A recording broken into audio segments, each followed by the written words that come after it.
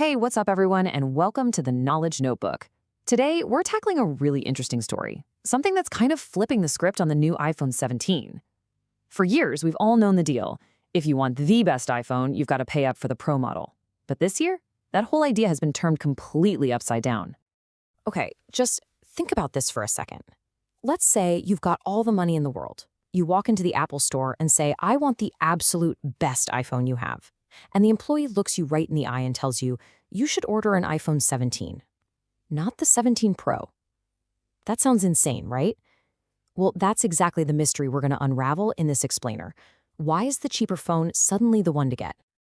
So to really get why this year is such a big deal, we've got to take a step back and look at the way things used to be. For a long time, buying a regular non-Pro iPhone always felt like you were making a sacrifice. You knew you were buying a great phone, sure, but you also knew you were being shortchanged on some key features. And this slide, this tells the old story perfectly. On one side, you had the base iPhone. It was fine, but it always had these asterisks attached. The biggest one for me, and for a lot of people, was that choppy 60 Hz display in a world where everything else was super smooth. And meanwhile, the Pro model had all the good stuff locked away. That buttery smooth 120 Hz ProMotion display, the absolute best cameras, better battery. It always felt like they were trying to nudge you, to push you to spend more money. But with the iPhone 17, all of that is out the window. The game has totally changed. It's like Apple finally decided to stop holding back and just deliver a complete top-tier phone without making you pay that Pro tax. This is the new deal, and there are no asterisks this time.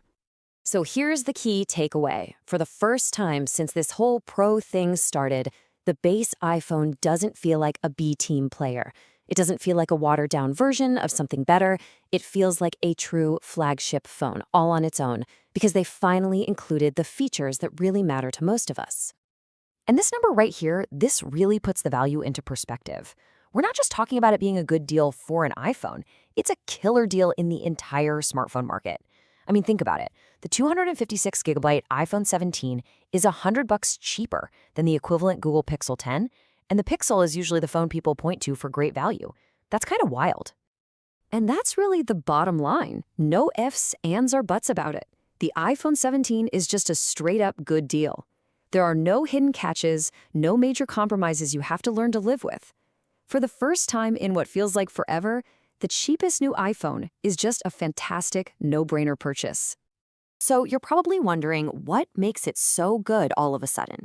Well, it really boils down to this trio of massive Pro-level upgrades that have finally trickled down to the standard model.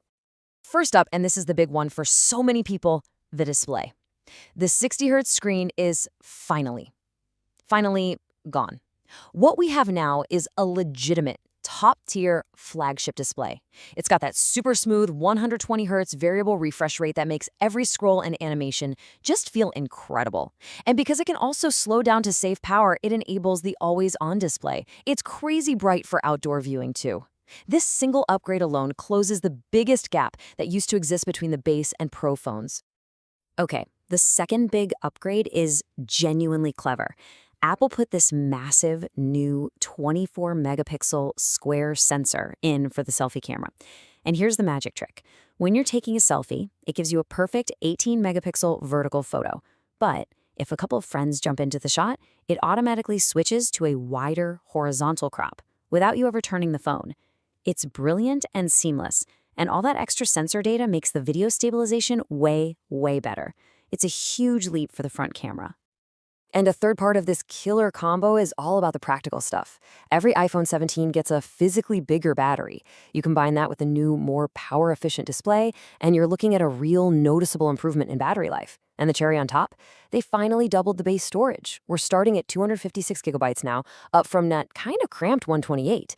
That's a huge deal, and it basically makes the phone feel $100 cheaper for anyone who is going to upgrade the storage anyway. Hey, just gonna jump in here for a second. If this breakdown is helping you sort through all the noise around Apple's new lineup, do us a quick favor and hit that subscribe button. It really helps us out a ton and lets us keep making more explainers like this one. Thanks a lot. Okay, now let's get back to it.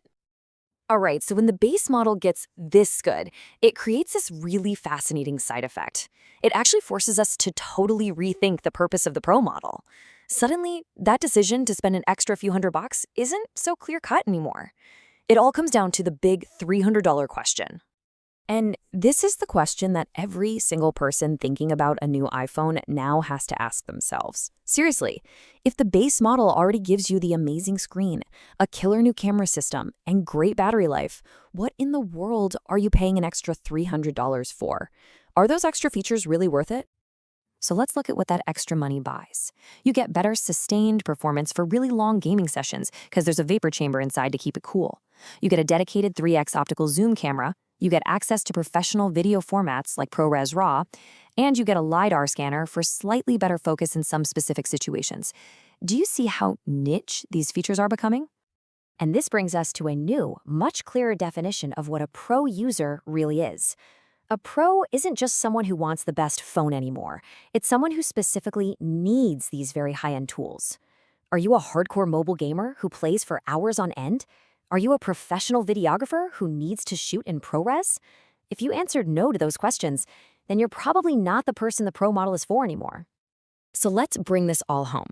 The base model has leveled up so much, and the Pro's advantages have become so specialized that the whole dynamic of the iPhone lineup has shifted. The iPhone 17 has really emerged as the undisputed champion for almost everybody. And this is the final verdict.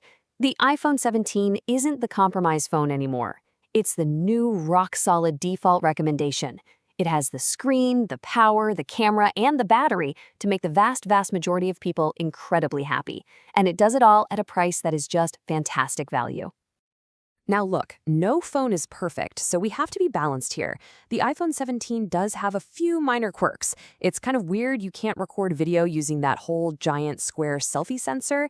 The data transfer speeds over the cable are still stuck in the dark ages with USB 2.0, and yeah, you still don't get a real telephoto lens. But these all feel like nitpicks now, not the massive, deal-breaking compromises we used to have to swallow. And that leaves us with this final thought to chew on. Apple has made the standard iPhone so good, so complete, that it really forces you to ask a bigger question about their whole strategy. When the base model is this good, what does it even mean to be pro anymore? That line between the two has never been blurrier, and honestly, for us as consumers, that's a fantastic problem to have. That's all for this one. For more explainers like this that help you make sense of the latest tech, make sure you're subscribed to our YouTube channel, The Knowledge Notebook. Thanks for watching, and we'll catch you in the next one.